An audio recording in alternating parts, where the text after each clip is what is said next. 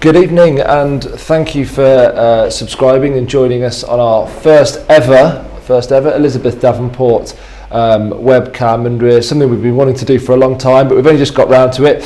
Please bear with us on the technology side of things. Hopefully you can see and hear us okay.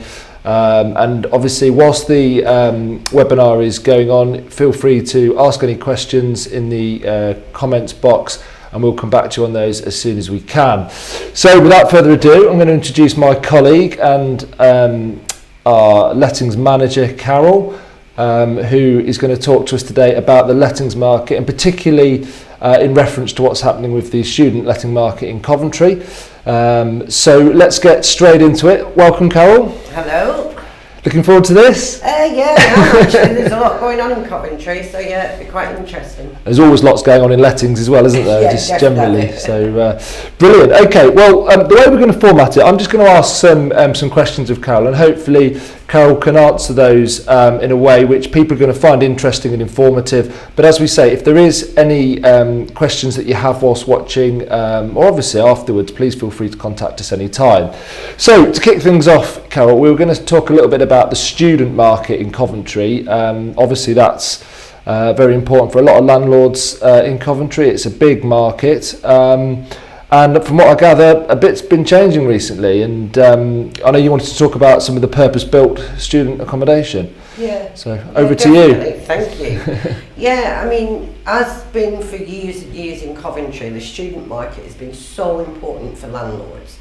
And it was so important for the students as well, and for the university.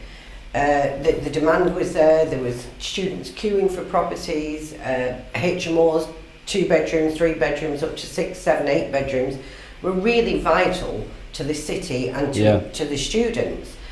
But over recent years, as I'm sure lots of the landlords that are with us will be aware, that the tower blocks that are going on, the not necessarily just tower blocks, but big blocks of purpose-built student accommodation are springing up all over the city, and not just in the city centre. They're going out as well, Canley Way, out by Warwick University.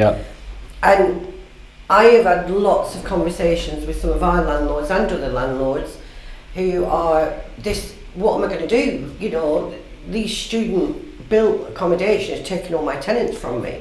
People are very concerned, aren't they? Absolutely. I've heard that a lot, and I'm sure most people watching this will know, but obviously HMO is referring to a house of multiple occupancy, so where you've got typically, in this case, students sharing a single property. A lot of landlords have been very worried about how difficult it's going to be to attract tenants when you've got these blocks sort of seemingly popping up every few months. Absolutely. I mean, going back, I've got some figures here, for just some figures that I found, that back in, where are we, let's have a look for you. So back in 2012 there were 4,100 beds in purpose-built accommodation for students. In 2017 there was 6,300, and with an additional 8,500 beds being built between 2018 and September this year.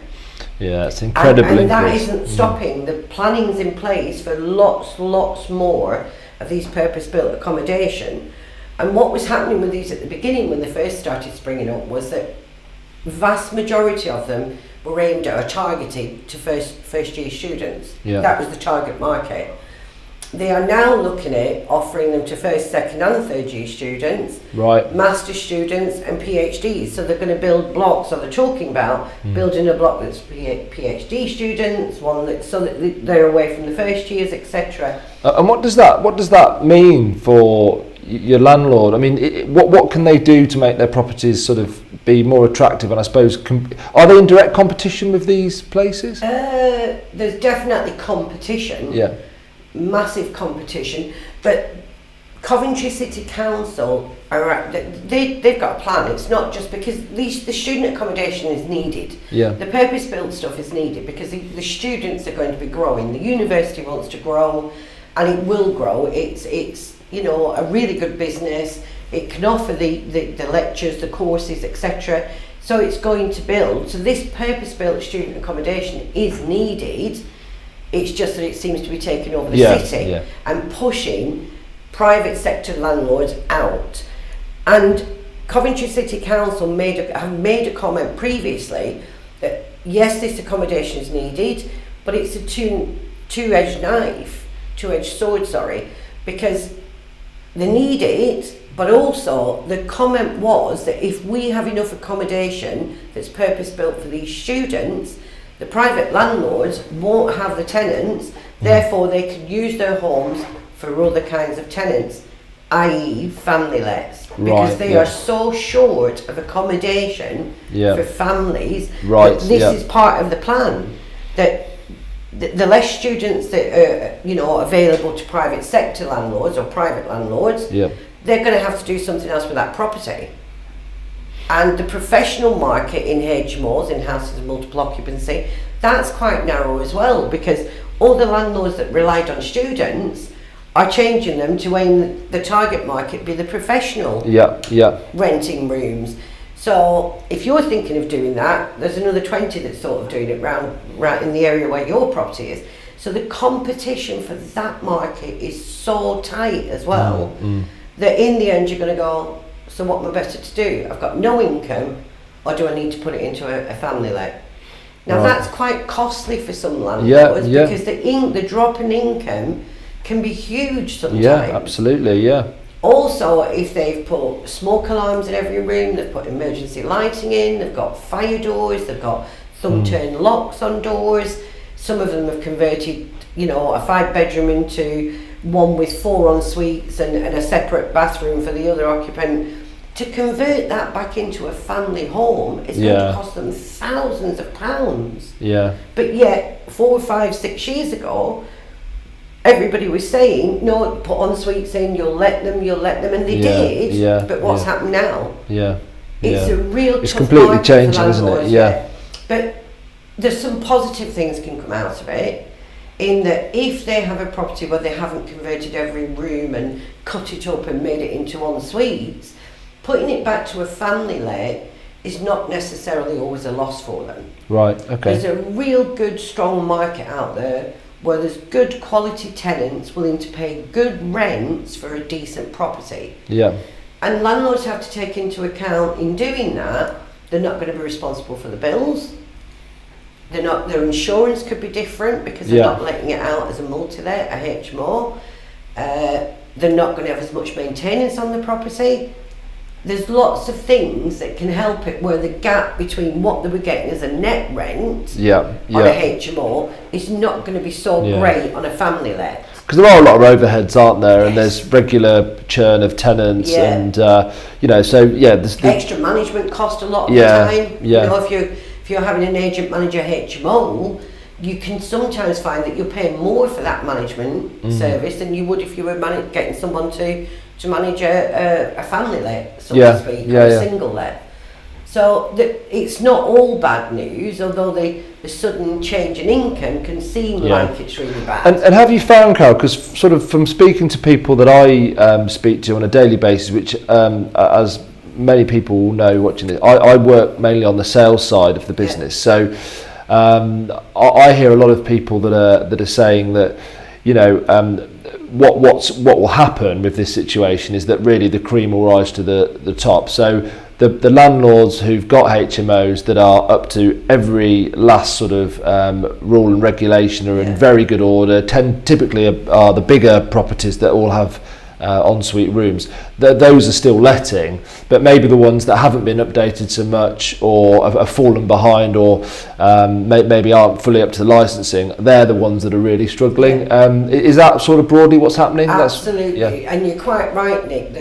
There is still students out there because there isn't enough purpose built for every student. And does every student, and sorry to do it, but does every student want to live in purpose built as well? Because I've often thought that. I mean, my understanding, you know, from speaking to students and, you know, have people in my own family, is that I think people do like the idea of purpose built initially when they don't know anyone, when they're sort of coming new to the city, it's like living in, I suppose, a hotel.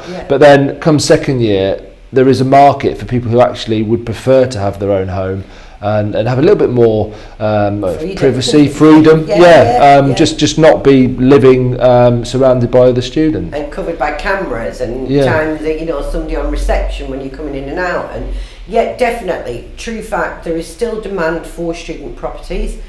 There is a lot more second, up to maybe second, not so many at the moment third, but I think that is going to happen where third years and like I said, masters, PhDs will start using them, because each one that's being built, the amenities within the block, there's more and more being added to attract them, so the package becomes really good. And you know, when you're looking at some of the purpose-built accommodation, they can get a double room with an ensuite that's probably quite small, maybe for £90 a week. If they want quite a big double room with a nice ensuite, and you know, they're maybe paying 120, 125, 130, and they go up quite high actually, up to a 3-bed, whereas an international family can stay in. They're quite expensive, but that's a different thing. But when they're paying 90 to 120 or 130 a week, they potentially have an on-site gym, they've got a games room, they've got a cinema area, you know, like a home cinema area, they've got a pool table area, so there's all sorts. They've got vending machines in the corridors or in the reception. It's a different type of thing, isn't it, altogether? And they can still go out and roll in at 4 and 5 in the morning. They just have to be more aware of the noise they're making.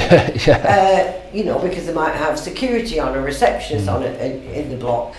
But there is still demand for students that don't want to live there, mainly after first year.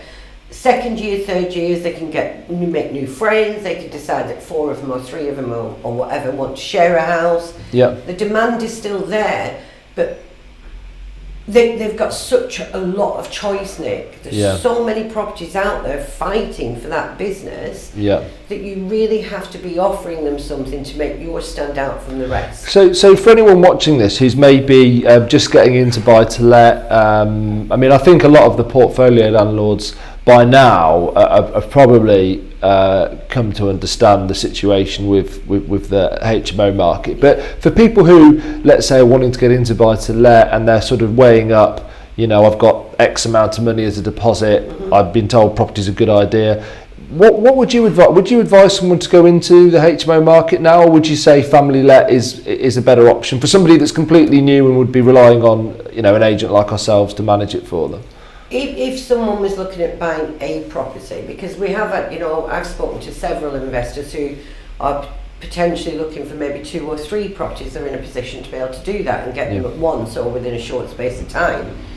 And for those, I would say don't put all your eggs in one basket. So yes, there is still a market for HMOs. As I've just said, you have to be offering something really good. You have to choose your area correctly. Don't be aiming for the student area necessarily. You know, we've got a lot of businesses in Coventry, a lot of business parks that are thriving. You know, we've got the big hospital. You know, we've got the Earlston area that gets you to Warwick University, that will get you to Coventry University. So we've got a whole load of things going on in Coventry. Choose your area. And think about your target market. So. Don't be designing it just for students, don't be designing it just for professionals. Just make sure it's good standard and in the right area, and there's still a market for it. No, that's good. And I think, you know, what anybody out there who is sort of struggling for ideas, it's well worth speaking to someone like Carol, who can give you quite a lot of advice based on experience, because obviously we're seeing, and Carol firsthand, what's popular at the moment, what's maybe struggling to let, what's letting really well, what's sort of, you know, getting advertised and having 20, 30 applications in on it in the first weekend. So like every investment really, it's all about doing the proper research and getting the proper advice. And certainly I think we over the last 18 months you've seen things that were really hot that now have cooled off, and vice versa. So it's just always worth getting up-to-date advice. But on, I suppose, just sort of but moving on, the other question that I get asked a lot, and I think people would be curious about, is would you advise people targeting specific universities? Because obviously with Coventry, again, I think it's why it's a city that is very attractive for buy-to-let. You get obviously Coventry and Warwick University, and I suppose the advantage of areas possibly like Earlston is that you can attract both markets. But have you found that that sort of particular strategies work better with different universities in terms of what people should buy? No, not really. I mean, the students either from Coventry or from Warwick University, wherever they're from, they're all looking for similar stuff. They're all looking for similar amenities within the house, similar sized rooms, you know, bathroom facilities, shower rooms, whatever. They're all after the similar Same thing, right, okay. The only thing that would be slightly different is that going towards Earlsdon area, you could potentially be getting slightly better rent. Right, yeah. Because of Earlsdon's amenities.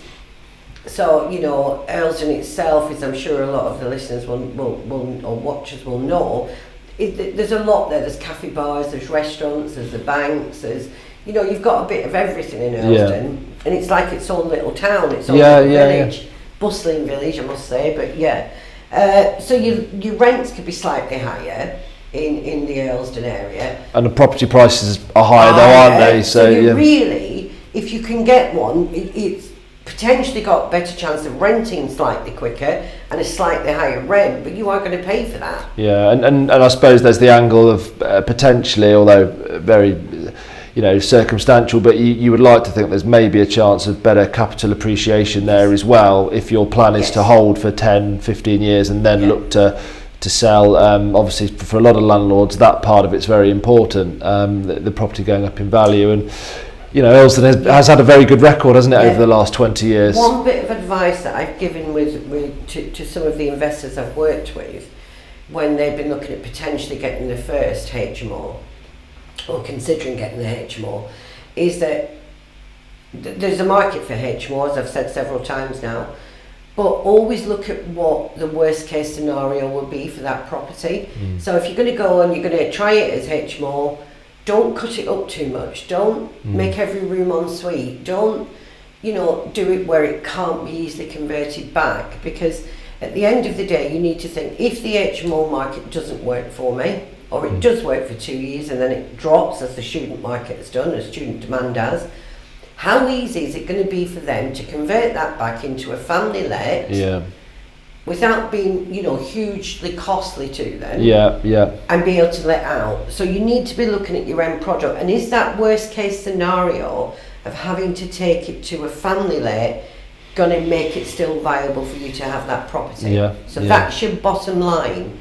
Will you be happy if you have to put that property to a family let, get a decent rent for it, but will that cover what you want it to do? No, so that's don't all just good. look at the one thing. You have to look, and lots you look of at investors, contingencies. you do the due diligence. Lots of investors. There's no investor that I know now, 10 years ago maybe, but that I know now that would not really do the research and do the due diligence.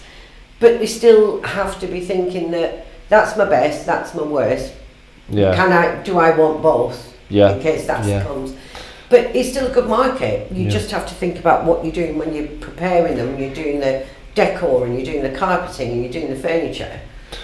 No, that's all good. And I suppose one of the last things, just to sort of quick fire stuff really, but again with the market at the moment, I know that our speed of let's been particularly good at the moment, but maybe, I don't know, my impression from someone, again, that doesn't always work with lettings is that the demand is there and properties generally are letting pretty well.